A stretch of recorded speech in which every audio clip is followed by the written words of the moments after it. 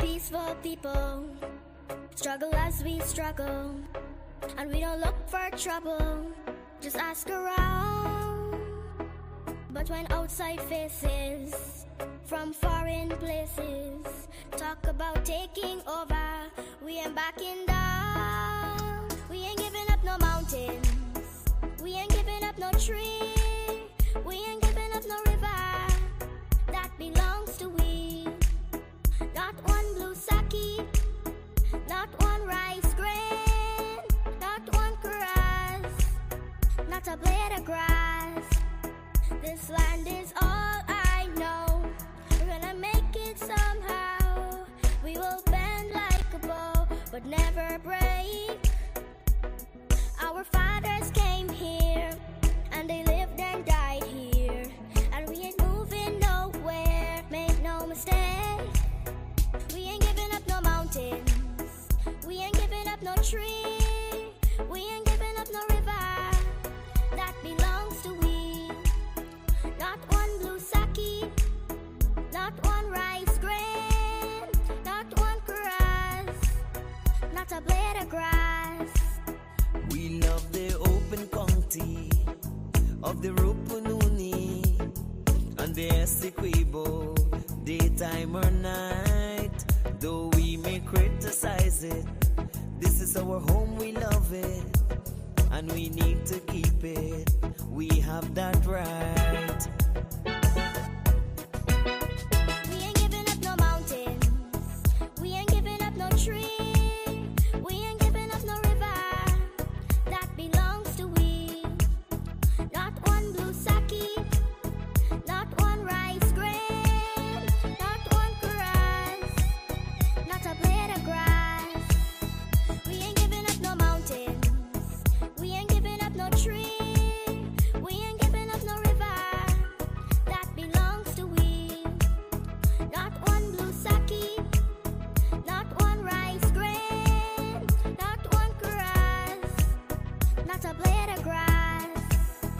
We ain't giving up no mountains, we ain't giving up no tree, we ain't giving up no river that belongs to we.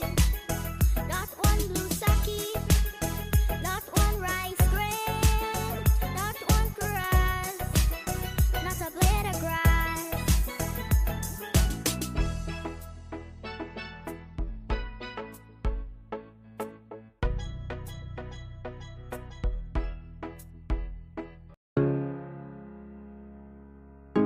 This is Quincy Anderson. You know I love my country. There's no other country better than mine. Welcome to Guyana, land of 6 races, 6 different faces, and we all live in love. Guyana is a beautiful country, no other can compare. Got everything right here, so no other can compare. Guyana is made up of so many natural resources. We don't need no forces, cause we got enough resources. Let's talk about bauxite, gold, diamond, and rice. We got it right here. Guyana ain't going nowhere. We got enough oil too. One Guyana, I love Guyana. Guyana, my country, my home. The only place I call home.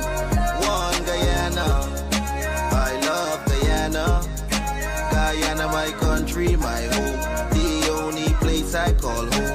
Hey, hey, Guyana is nice, Guyana is fun, Guyana is clean, Guyana is green, Guyana got oil, Guyana got gold, Guyana got young and Guyana got old. I ain't talking no more. Guyana got things, we growing wings and developing things. The government real and that's a big deal. I'm singing from my heart, Guyana. I love Guyana. Guyana, my country, my home. The only place I call home. One Guyana, I love Guyana. Guyana, my country, my home. The only place I call home. Welcome to Guyana, land of 6 races, 6 different faces, and we all live in love. Guyana is a beautiful country, no water can compare. Got everything right here, so no other can compare. Guyana is made up of so many natural resources. We don't need no forces, cause we got enough resources.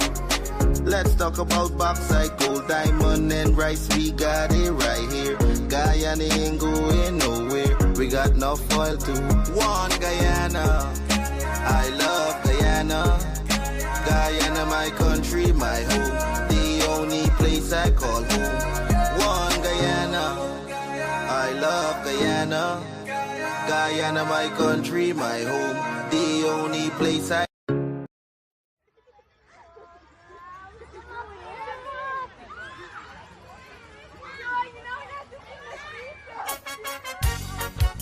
Oh yes. A lot of you gon' vex, but I tell you, sometimes you just got to listen.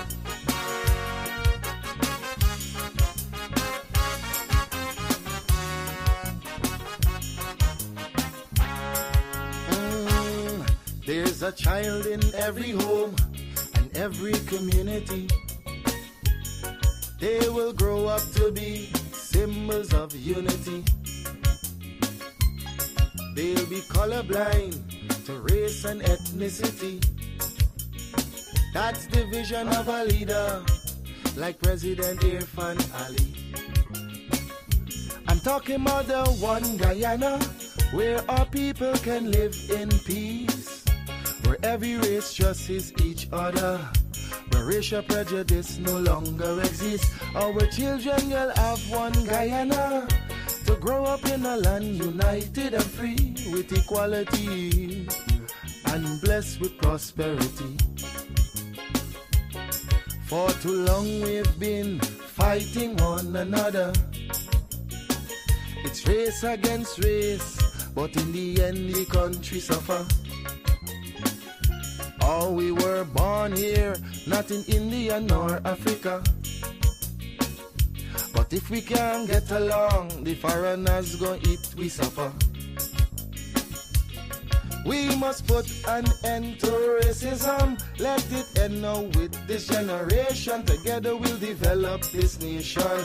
Make Guyana the gem of the Caribbean. Don't listen to them wicked politicians who will divide us to win an election. Believe it or not, Guyanese no smarter than that. Yeah, I told you, it's your boy Podmore. Unity is the key.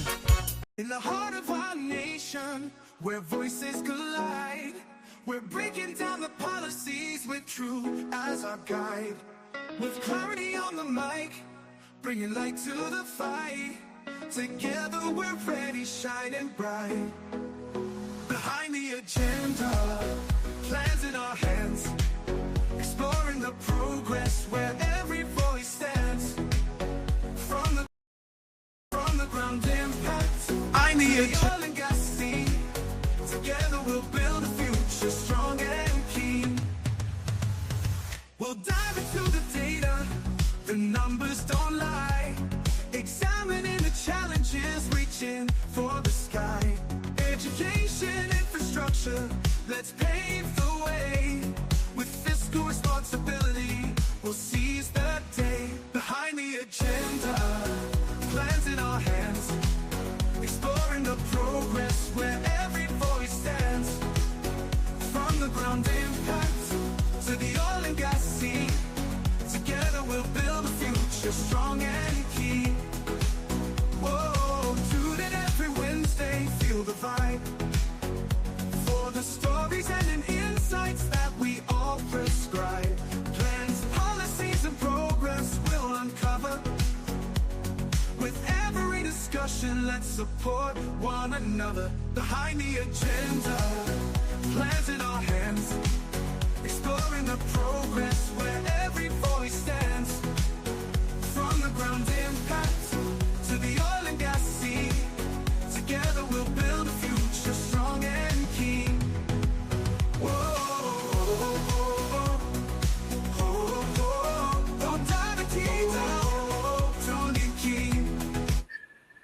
good evening, and welcome to another episode three, I should say, of Behind the Agenda Plans, Policy, Progress. Good evening to all the persons joining us on the live. Thank you for the continued support. Remember, guys, share the live so we can get the message out to all the persons across the country. So the matters that we disseminate on this program, persons are able to get that information, have a better understanding of what's going on. Good night to the persons in the comment section. Thank you for joining us this evening. Vishnu Chintaman, Eunice Raghubir joining us from Texas, Data Nandalal, Nadia, Rosemary Lira, good night to you. We had a show this morning. I can see y'all in the morning though.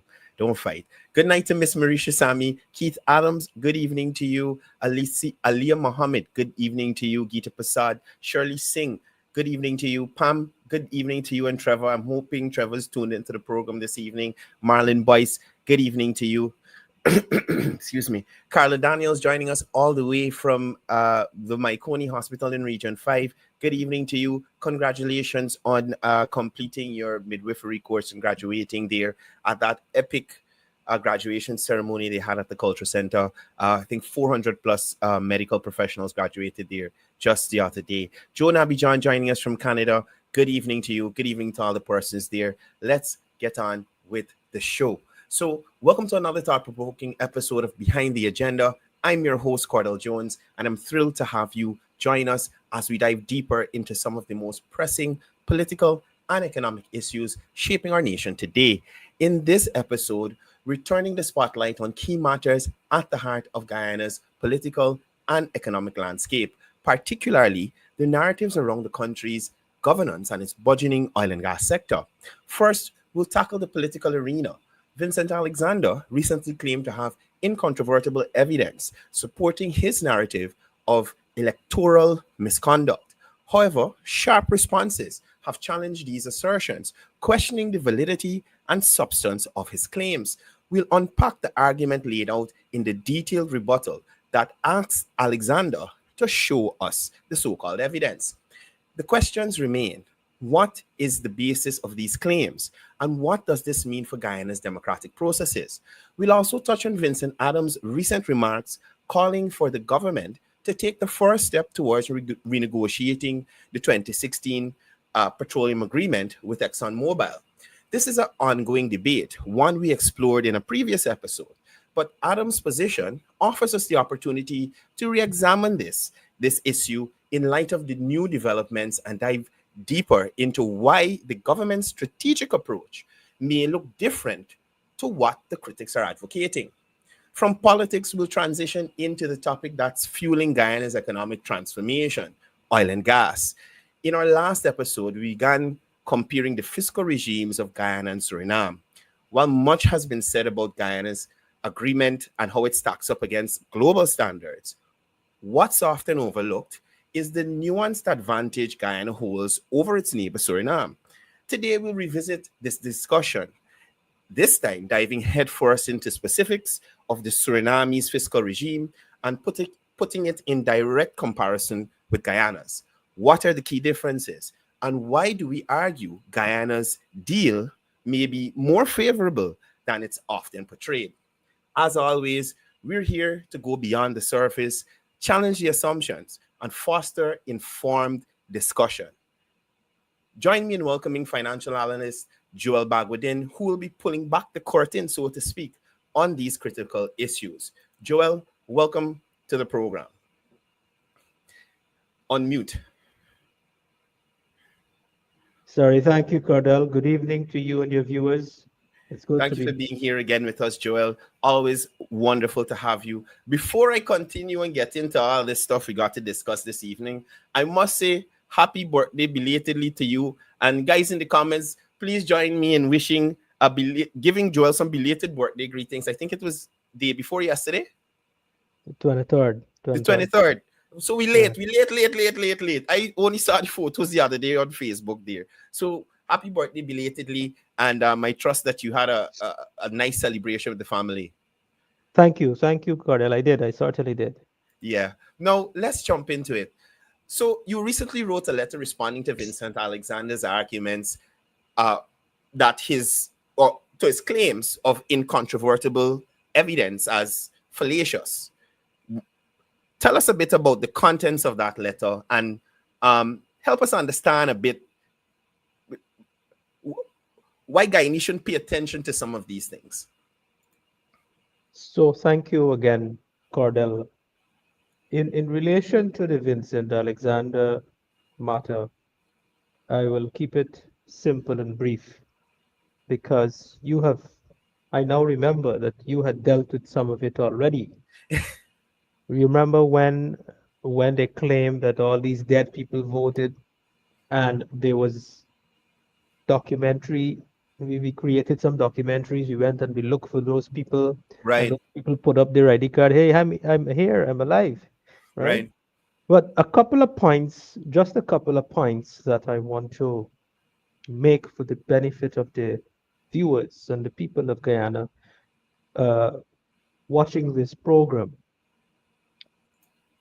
The first thing is these guys, Vincent Alexander and the others in his group, they love to, they have this way of presenting themselves as sophisticated intellectuals. They Mm, love to use sophisticated words and fancy articulation and so on. And when you listen to them, they sound good, they sound intelligent, they sound, these guys know what they're talking about. But it's all fluff. So he's using to say incontrovertible evidence. The simple thing is, where is the incontrovertible evidence? He had the whole of 2020, from 2020 to 2024, making claims that there is incontrovertible evidence, but to date he has failed to present a single evidence. Now, if you have such evidence to show that you were right all along, then expose it. right, Expose it and let the people do their own interrogation and investigation. When contrasting that type of behavior with the incumbent PPPC administration, and even when they were in opposition, the PPP said we won the election and we could prove it. They came out and they posted their SOPs. right, There was a national recount, and the recount was identical to the SOPs. So that is evidence. right. For me, that is incontrovertible evidence. So that's one. The second thing is, in 2020, where was I? Where was I, Joel Bhagwandin? So I was the manager slash economic analyst of Mm, the private sector commission at that time. okay. And the private sector commission was the largest accredited local observer in the country. Now, we had international observers, we had other civil society groups. The private sector commission brought all the other small groups together, and we said to them, hey, we are going to coordinate the entire private sector and civil society groups. You probably had a few small ones here and there that were on their own, Right, but maybe 90% of all the civil society groups, together with the private sector, we coordinated that observer mission and make it one large private sector slash civil society observer mission. Now, I was the coordinator. My responsibility was twofold. I was the coordinator managing the entire ops room, ensuring that we have observers for each day, especially when we went into the recount. mm, And because we had so much resources, we had a lot of people that participated, that volunteered throughout the recount. We almost covered the entire country because we got chambers up in Barbies, we got Letham, we got coverage in Essequibo, we got coverage in West Demerara. And so while we are not polling agents, we're just observers. We were able to get copies of the SOPs from the polling agents there, whether it's a PNC polling agent or a PPP polling agent or whoever. Right. Remember, they get carbon copies. So we took uh, pictures, screenshots of all these SOPs, and we were doing our own tabulation. So we knew the result.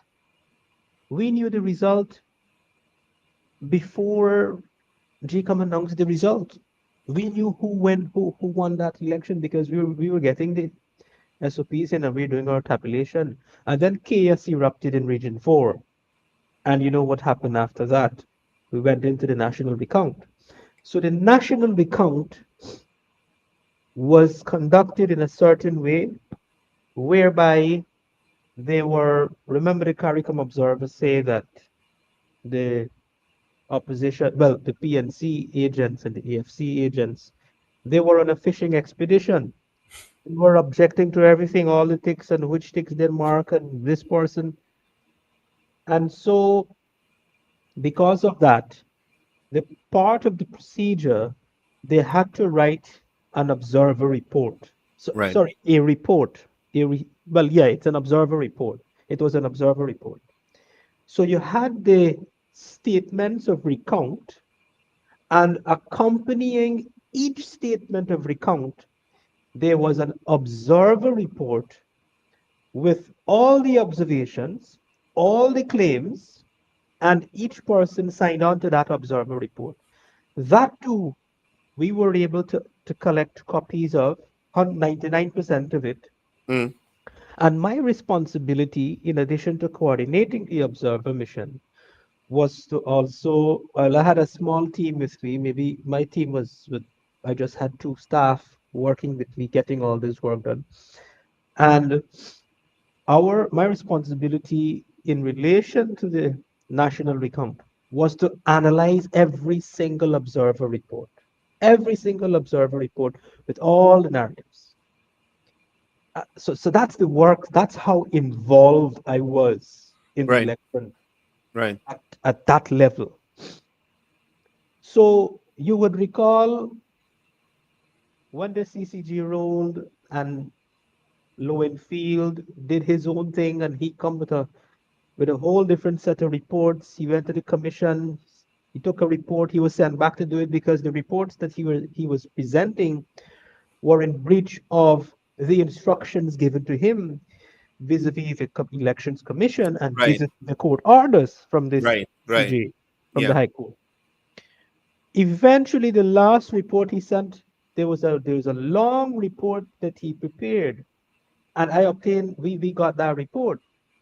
When I took his report, I was now able, because remember I was actively preparing reports and analyzing the observer reports. I was able now to take his report, and I was able to verify everything that he claimed in his report. For example, how many dead persons they claimed vote, how many objections they had, and I was able to compare it with our information extracted from the report, and there were vast differences. There were big differences in terms of what he reported and what I was able to verify that was actually contained in those reports. Right. So these are some important points I want to make in relation to Vincent Alexander that perhaps the public has not been made aware of in terms of our involvement as public commentators. And when we speak and when we write, we have a responsibility. Well, for me, I have a responsibility to the public to ensure that I present information that could be independently verifiable and fact checked. And Right. so it is important to explain the level of involvement as well. So people have an understanding and an appreciation that, oh, when this guy says this, well, this is where he's coming from. It's not just based on hearsay and speculation and what I think and how I feel and that type of stuff. Right. So those are the points I wanted to make, and to reiterate again to Vincent Alexander, where is your incontrovertible Evidence. Bring one. Just bring one of it. I'm still waiting on it. So, so look, let's move on to another Vincent, Joel. Vincent's very vocal these days.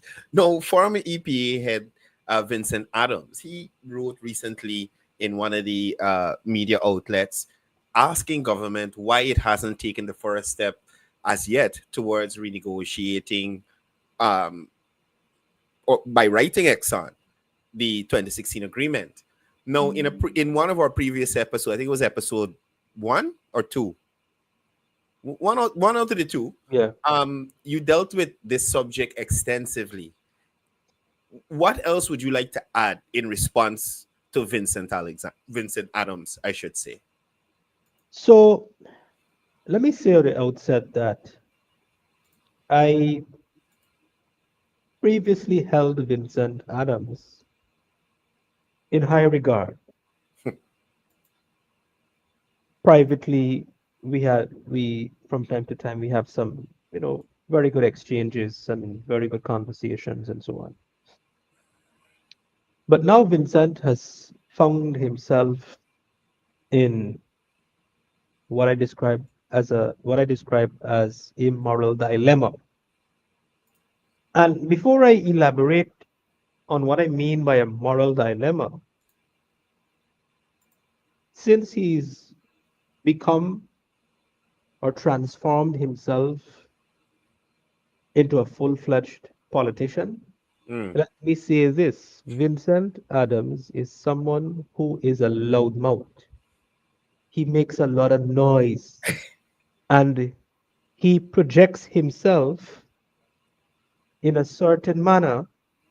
And the analogy that I like to use is when you study Vincent's behavior from 2020 to now and all the noise that he's been making over these years, he presents himself as a Rottweiler, but he barks like a Ricita. He barks like a Ricita. Imagine you pretending you're a Rottweiler or a pit bull, but when you bark, you expecting to hear this big pit bull bark or this big Rottweiler bark. You hearing a Ricita barking. Man, Joel, like a You toothless dog. you know. Now I engage him in a forum. Funny you mentioned the word toothless. So I had an engagement with him in a WhatsApp group that we were in Mm. together, and he said he prefers to be called a Ricita than a toothless poodle. Well, I said to him, you may not be a toothless poodle, but you got false teeth. So when you talk with false teeth, go follow. Anyways. Goodness. You know? Oh my goodness. So the thing is, right? The thing is, why I'm being this harsh on Vincent, because he liked to be this upright person and he liked to say that he's independent. Nobody can't tell him anything. Right. Remember when we had a big conflict of interest saga? Well, that saga still exists. That conflict of interest is still there with Nigel Hughes, the political party leader that Vincent Adams is associated with, Right. and ExxonMobil. Vincent Adams loves to criticize Exxon, and he thinks or he would tell the world that he and Franken Exxon, that Exxon can't bully he, and that's the kind of image he is creating, but it's a false image. It has now become a false image because let me give you a couple of examples. Let me give you a couple of examples of inconsistencies with him now that when you think of it, he has diminished whatever credibility he had as a professional to the lowest standard whatsoever. First example, this whole big thing about the unlimited uh, parent company guarantee. Right. You remember, he made a big deal about that. Yeah. made a lot of noise about it, and he had the whole Glenlal crew and the whole fossil crew from the oil and gas governance network and Milandi Janki, and to the point where they filed a group of individuals from that same clique took Exxon to court, and the matter is still in court right now at the CCJ. You remember when Nigel, you said that when he disclosed that you know Exxon is a client of his firm and that he don't deal with Exxon, the other partner deal with Exxon, and then Right. we video, we found the CCJ recording where he was there Right. representing, Right. Yeah. right? These people. So we've established evidently, and there is evidence out there in the public domain, with Nigel Hughes representing Exxon in that specific court matter at the level of the CCJ, Mm. which has to do with the unlimited parent company guarantee. Now, Nigel Hughes appointed Vincent Adams as this oil and gas advisor to the AFC. And they created this committee to say that this committee is independent of Nigel Hughes. And this is how he's managing his conflict of interest, that he has no say. He has no say in whatever this committee comes out with. Right. And Vincent Adams is the biggest noise maker, the biggest advocate for this unlimited parent company guarantee. And guess what? Nigel Hughes representing Exxon to defend that case, which is a position that Vincent is opposed to. Ask Vincent what is his position on that. He dancing around the question. Dancing, evidence is presented in front of him. He dancing around the question like these very deceptive Yeah. very deceptive politicians, not the good type of politicians, the deceptive ones, the mischievous ones, the ones with evil and wicked intentions, right? Which is no good for the country and the people of the country in which they're vying for political office or Yeah. political. So that's one example.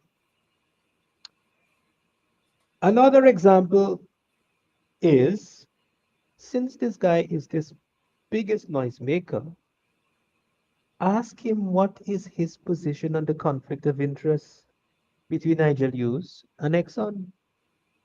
He has an opinion on everything.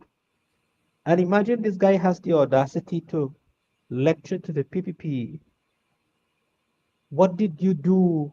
Why did you not write Exxon on renegotiation? And he used some very distasteful language in that letter against the vice president. Imagine Right. this guy has the audacity to say those things. And when asked, what is your position on the conflict of interest between Exxon and can't get an answer until now. Still waiting on an answer. And the media, you operate in the media, you all should ask him these questions and let him give pointed answers. Mm. So that's two major examples I've given you with this guy who pretends to be a Rottweiler or a pit bull, but he has no credibility. He has diminished all of his credibility. Now, those are inconsistencies. I've presented now inconsistencies specific to him. But then I wrote a Mm. letter that you refer to, pointing out some other inconsistencies, some other glaring unethical conduct, rather, and behavior. Let's start with the trip. There was this global witness report Mm. that covered the whole controversy involving the negotiations with Exxon and the government, the AFC government. Right. Now, Exxon sponsored, reportedly, according to that report, and nobody has denied it. Raphael Trotman wrote an entire book, and he's never denied it. So it is true. It is true. It has to be true that Exxon sponsored him, the Minister of Natural Resources, to their head office in limousine and all the fancy things, It was described as this glamorous affair Yeah. to negotiate the contract. Now, you know, I suspect you have students who are looking at this program as well, university students. And in negotiation, they teach you the art of negotiation. And especially when you're negotiating with these big, powerful companies. When you're entering into any type of negotiation with whomever or whichever corporate giant, there is something called balance of power, meaning you have to know what constitute the powers of the other party in this Mm. negotiation, what is their objective, what constitute the power of the other party, the negotiating party, and what is that party's objective. And when I say power, power in balance of power in the sense, what can I leverage? Mm. What can we leverage that I'm referring to power here, balance of power? What is it that we have that we could leverage in this negotiation to achieve our objective? Now, the first thing is, if you, let's say you have a company and you want to get into a negotiation with a joint venture partner of another company or somebody else. In every negotiation, you always want to be, even if you might be from a weaker position, you still always want to be, from a strategic standpoint, in a more powerful position, Mm. right? In a Yeah. more powerful position strategically. Right. Now, the first thing you do, you let them come to your office. You don't go to their office, right? Home turf. And this is common sense. If I'm negotiating with anybody, any deal, I am not going to their office.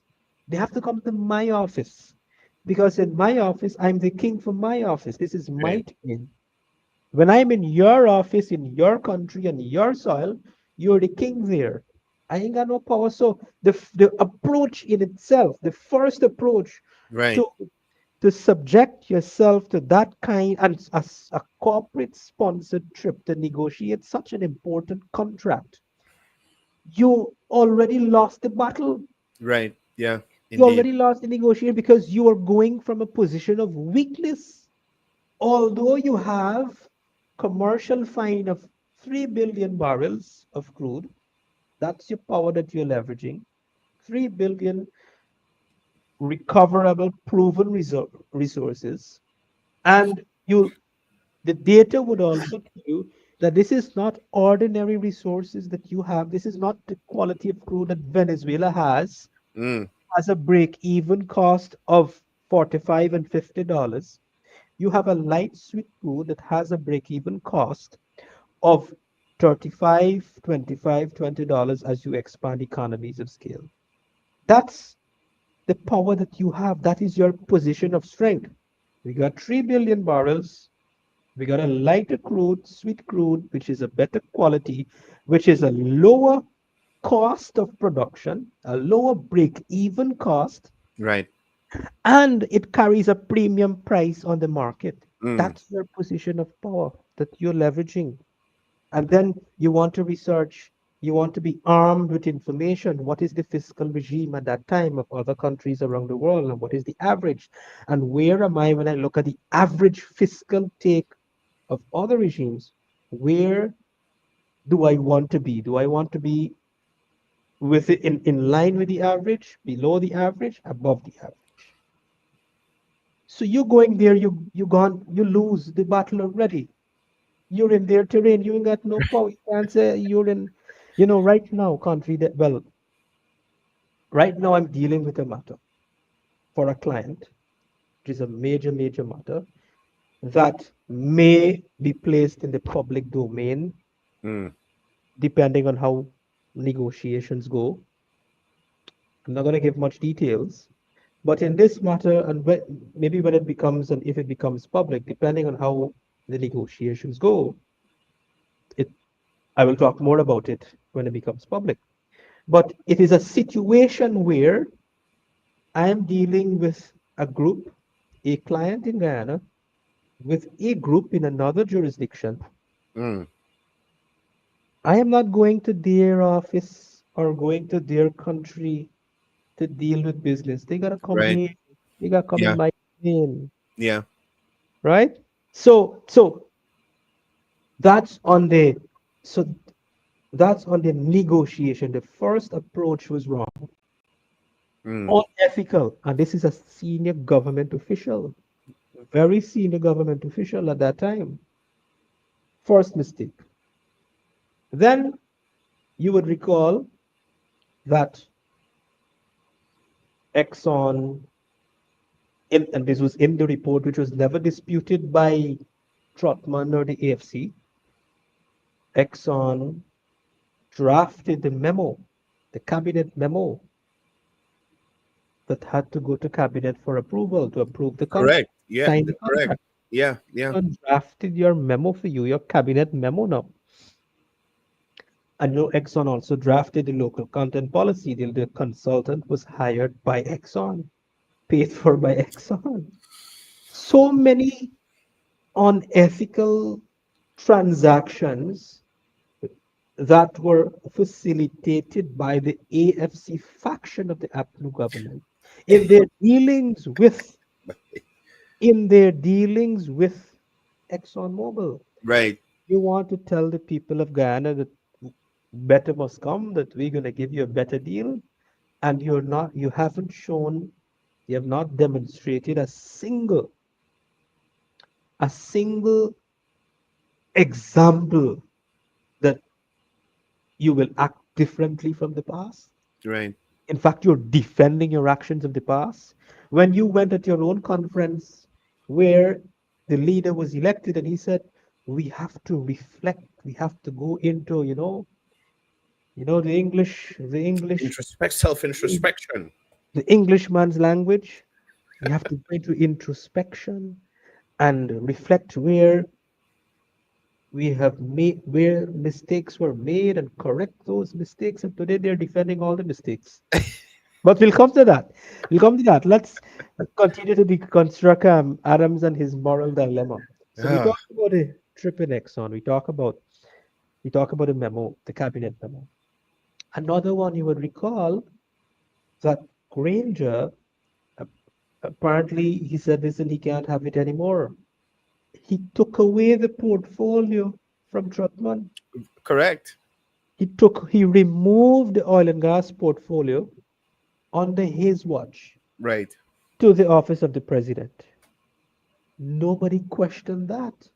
The media never questioned that. It was just reported like, oh, okay, and fly past. Everybody flew past it.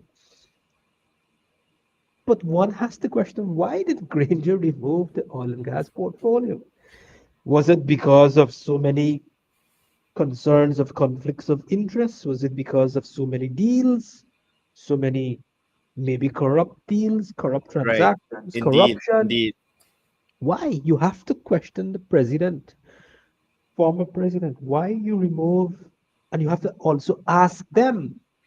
They have to be held accountable. Why was the portfolio removed? They have to answer the nation. They have an obligation to provide those answers to the nation because next year they want to go to the poll. They're going to the polls to be elected, Yeah. contesting the elections. To bring better. So we have to hold them accountable on these issues. Right. Another important point, I made the argument that Niger News was already working for Exxon. Now, you remember, let's go back a little bit in history, not so distant history. On the night of the no confidence vote in the National Assembly, that they asked for a timeout. Yeah. They group up and they stood up and they said, we got to go for elections in we got to go for elections in 3 months. We got to prepare for elections in 3 months. By the next morning, position change. You know where that came from? That came from this incestuous relationship between Nigel Hughes and Exxon.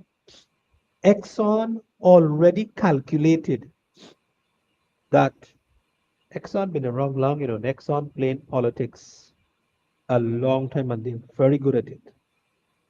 They're very good at influencing regime change and they're very powerful in particularly in other African countries. They take advantage of those countries.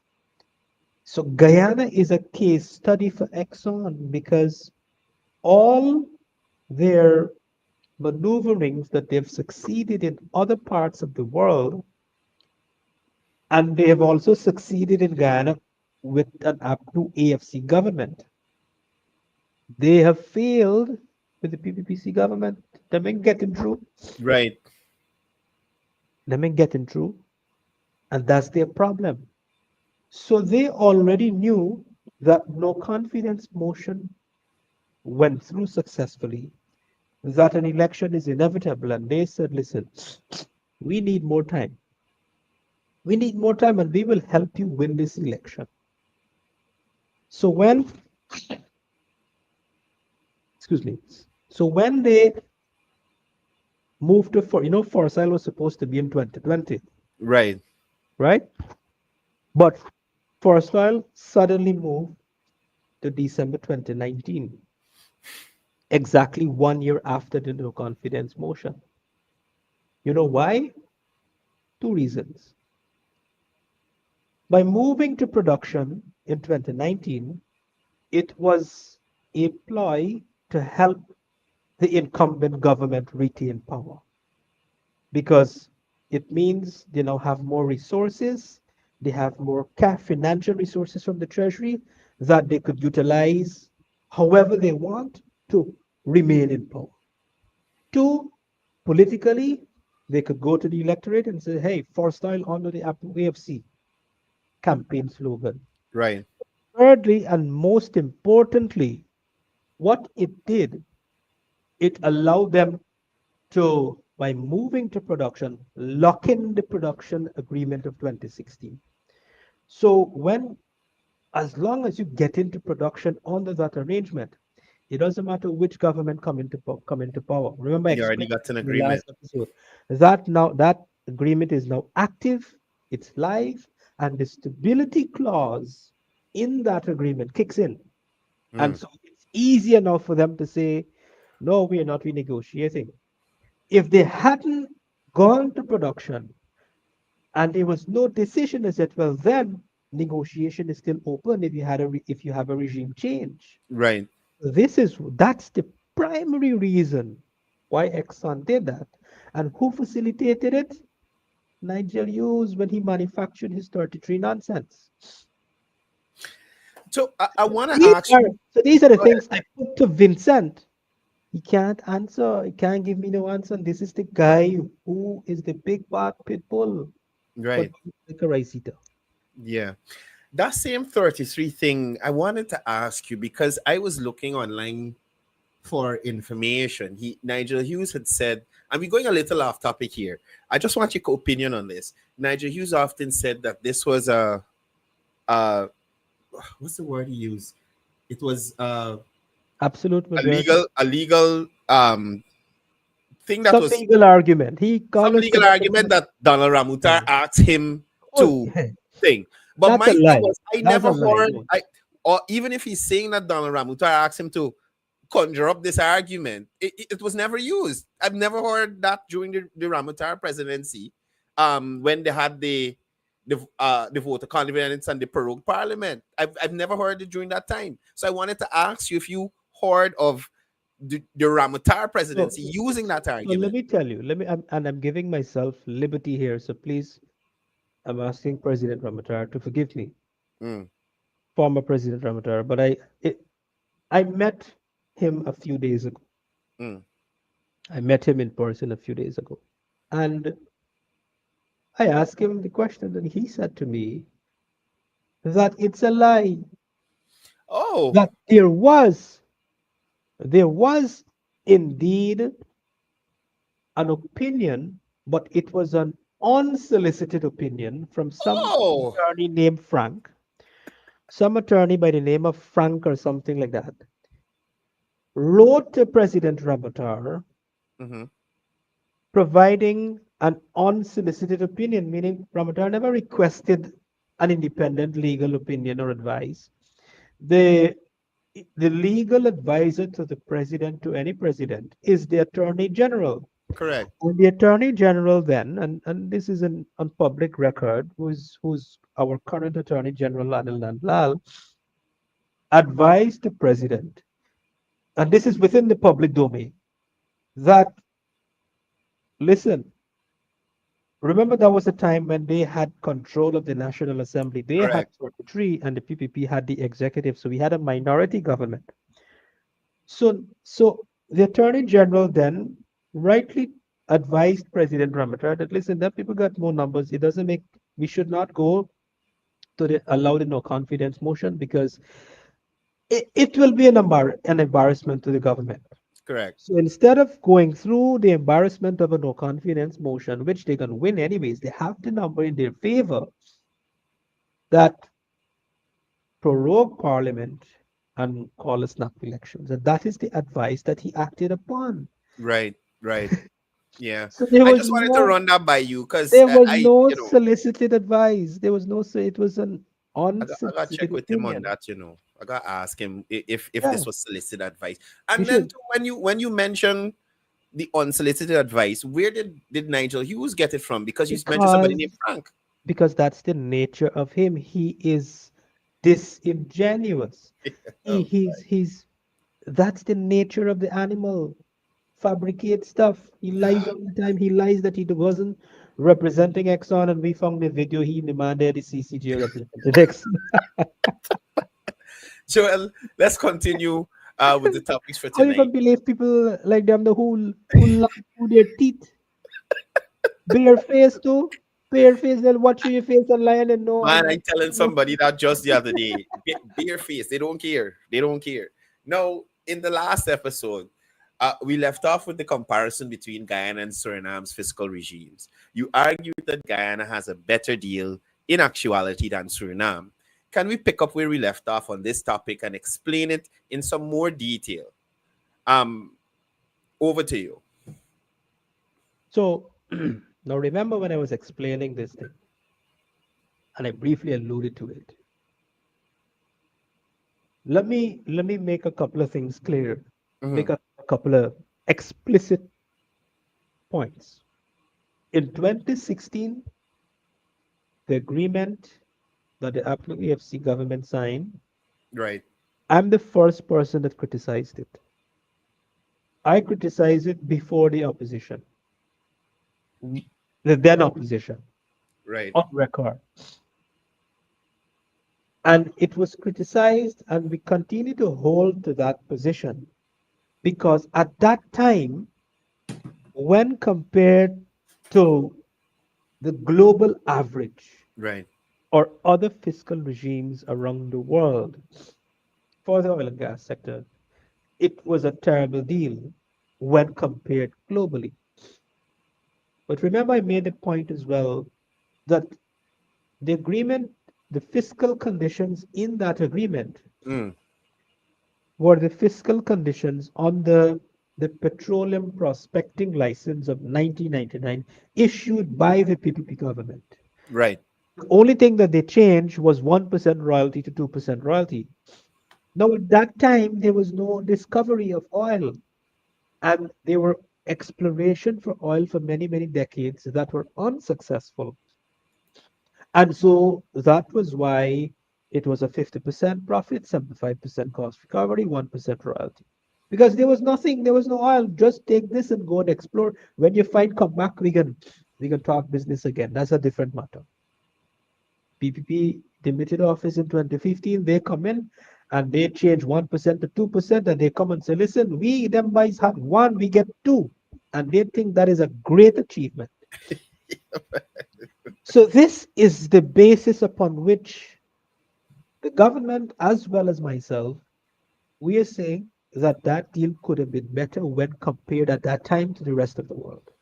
Correct. But remember, I also explained that because this is a global industry, when the new kid on the block in this business come out with such a favorable deal, it automatically made all the other countries competing for oil and gas investment less competitive. Mm. So what happened from then to now, and you could go and independently verify this. Look at the United Kingdom, look at Namibia, look at Trinidad and Tobago, and even Suriname. They have consistently over the years sought to liberalize their fiscal regimes to be more competitive. So, because of those developments, we can argue today that the 2016 agreement, when compared to the rest of the world, is not the worst deal. In 2016, was it the worst? Yes. In 2024, it's not the worst because the rest of the world has now liberalized their Mm. fiscal. So I want to make this point very clearly Right. because a keen observer would say, man, this man contradicting himself. How he criticizing the agreement and then he's saying that is a good deal when compared to Suriname. It won't Right. make any sense, right? So this is why I'm explaining the nuances and the intricacies of it and how the global industry works. And these are things you don't have to take my word for it. You know, you could go and do your own research and check it out and Yeah. form your own view, right? You don't have to buy what I'm selling. You could listen, you could taste and buy.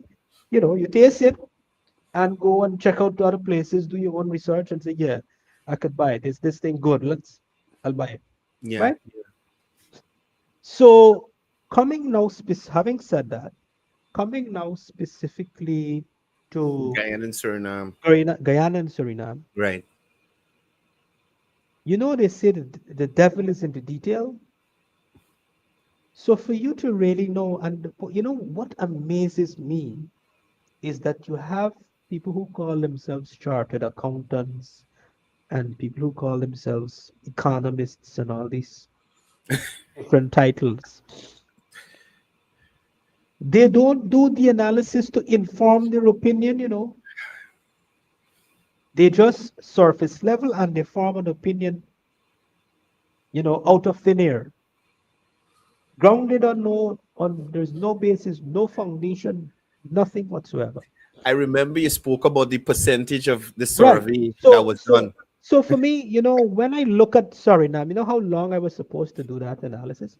When I look at on the face of it, I could not comment whether it's better or bad compared to Guyana Mm. because I didn't do the analysis up until now.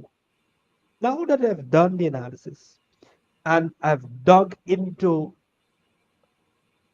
applied the Suriname fiscal regime and compared it to applying Guyana's to a couple of scenarios. There are a couple of things to note without getting too technical, making it just to keep it simple for the viewers. Suriname has 6.25% royalty. There is a 36% corporate tax, and there's a 20% profit. Now Mm. that 20% goes up. It goes up based on a certain formula. It could be 20% on the lower end, 20% profit on the lower end, all the way up to 80% profit on the higher end, on the Mm. upper end. But when you apply it and do the analysis, what you will find is that in the case of Guyana, the government of Guyana put zero money from the treasury in the oil and gas business. Zero. Not a cent comes from the treasury. Right. But they Right. collect. The government collects. The treasury receives profit oil and royalty. So there is zero financial risk to the treasury. Suriname, they have to put money into they have to, you know, they say there's a term, you got to have skin in the game. Right. Right. Right. Suriname's arrangement is that you have to have skin in the game. If you want 20% profit, you got to put 20% of the capital, Investment. Okay. right? So that's the first thing. When you look at how they finance their operation, the financing model, there is something called debt to equity. How much debt do you use? Glenland is always harp about interest rate and interest rate. Even though I answered the thing 100 times and the vice president answered it 100 times, he still that's easy to have now. So in finance, you're taught that equity capital or equity financing is more expensive than debt financing. Okay. So debt financing, you pay in some cases a fixed interest rate, maybe 5%, 6%, whatever is the market rate. Equity is based on the return on equity, that is the cost of the equity capital. So it's more, so from that perspective, the theory says, or the literature says, equity is more expensive Mm, because return on equity, your return on equity might be 25%, 30%. But on a loan, you take a loan, you might be paying 9% interest right. in that loan. So when you look at what you call now the capital structure of oil of Suriname, you got to look at stats, so the balance sheet and so on, the national oil company. You would find that they have a higher debt financing, a higher leverage, or a higher gearing Okay. ratio, meaning they finance their operations with a larger amount of debt compared to equity. In Guyana, the debt ratio is about 30%. Mm, In Suriname, the debt ratio is about maybe 40, 45%. Or sorry, not it's about 50%, just over 50%. wow. So the higher your debt, the more interest cost you have to pay, the higher interest expense you have to pay. In Guyana, we are paying a lower debt means lower interest cost. So when you apply it and you look at it from that perspective, they are paying a higher interest expense compared to Guyana, which effectively reduces your bottom line, Mm, which effectively reduces the taxes you collect and the profit you collect, okay. because that's a cost. The other dimension to the analysis is the formula. There's a certain formula that you calculate 20%, 80%. Now, when you look at the way that formula is designed, the formula is designed to provide security to the oil company's investment, Mm, meaning when oil prices are low, the oil companies get the higher share of profit. They mm, get 80%, and the government gets 20%. When okay. oil prices are high, the oil companies get the lower end on the profit side, and the government gets the higher end of the profit side. Now, I modeled this thing out, and I tested it. And you know where the oil price has to be in order for them to get the maximum? Oil price got to be, say 75 to 80, from 60 upwards. In order for Suriname to get, based on that formula, 60% upwards, up to 80%, which is the maximum, oil price has to be $150 and higher. When last oil price reach $100? They Right? could wait long. So the only way Suriname will be able to cash in on a 60% or a 75% or 80% Yeah, to the higher end is if oil price climb to $150 upwards. right. That's not happening. It didn't happen anytime recently. Neither, from all indications in the market, when I look at all the indicators, it's not going to happen anytime soon either. So they are practically guaranteed a 20% profit. Sorry, now that is a 20% profit Right. in the medium term. So those are the mechanics of it when you do the analysis that you have to understand, and you got to take your time to explain it So when you not just 6 and 36, and when you apply it was the net effect. Right, right, The right. net effect. You got to understand the mechanics of it. And this is what my other colleagues and my other analyst colleagues, the Christopher Rams, the OGGN, the Vincent Adams, the Glenn Lal, Dr. Glenn Lal, this is the type of stuff they don't do. They just talk. My goodness. So, so Joel, I noticed you mentioned your arch nemesis, Who's that? Mr. Lowe. Oh, he he's still there?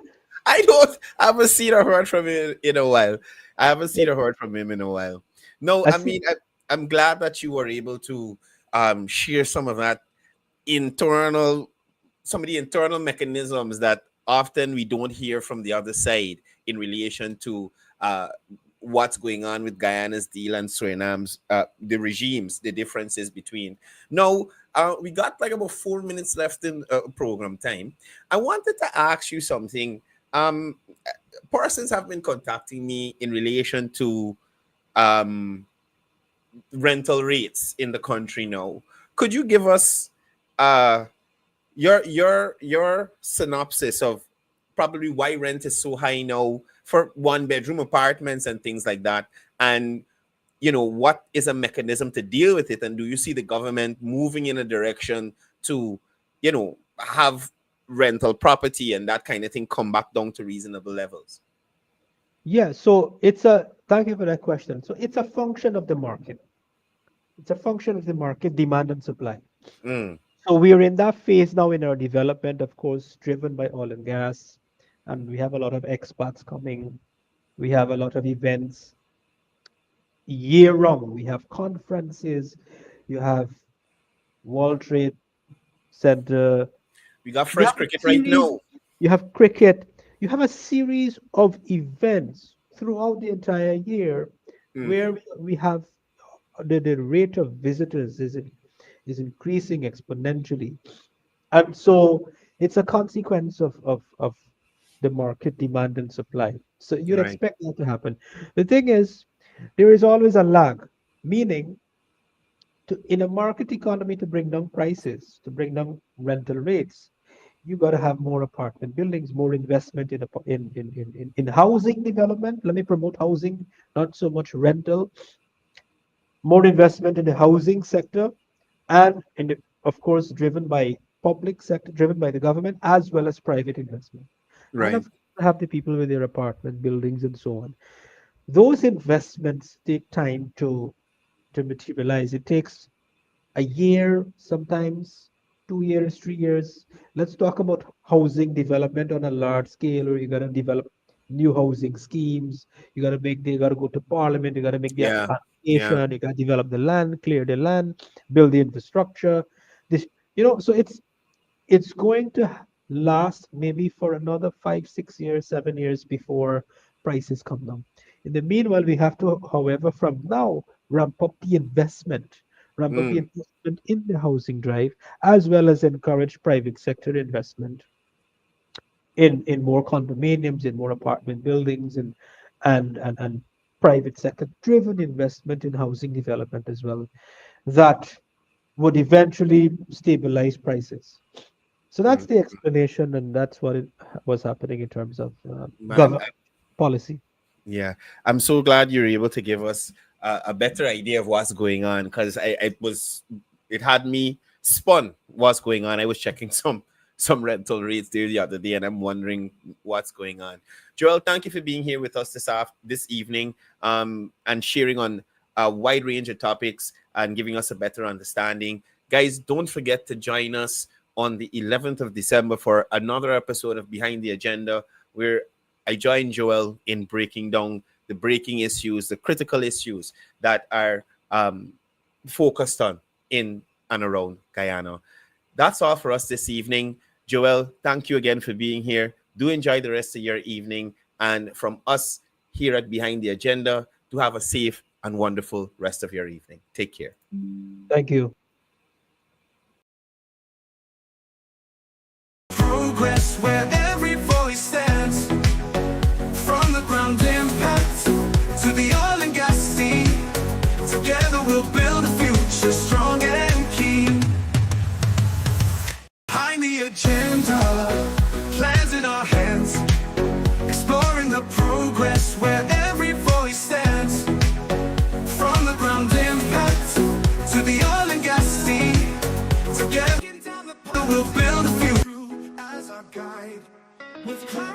the mic, bringing light to the fight. Together we're ready, shining bright. Behind the agenda, plans in our hands, exploring the progress where every voice stands.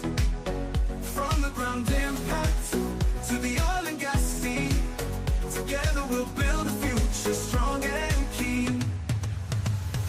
We'll dive into the data, the numbers don't lie, examining the challenges, reaching for the sky. Education, infrastructure,